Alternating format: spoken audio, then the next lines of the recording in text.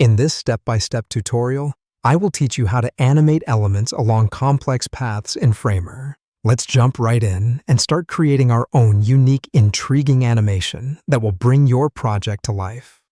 The first thing you need to do is open up your Framer project. Here, you'll use the pen tool to create the complex path you want your element to navigate. To do this, simply press P on your keyboard to activate the pen tool, then draw directly onto the canvas.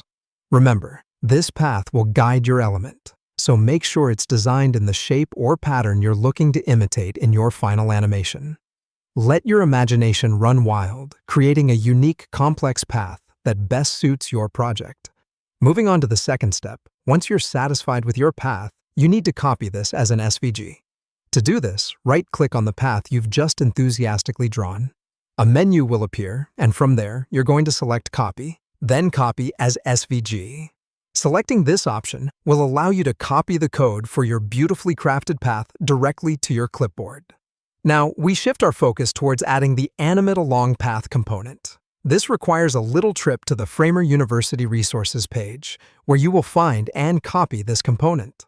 Afterward, head back to your Framer canvas and simply paste the component onto it.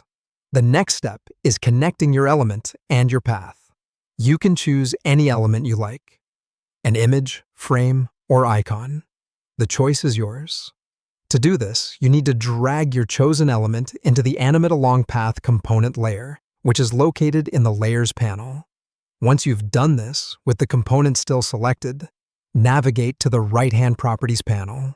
Here, you need to change the path option from a preset to custom, then paste the SVG code you copied earlier into the new custom input field that appears. The last, but certainly not the least step, is customizing the animation. This part is where you can let your creativity bloom.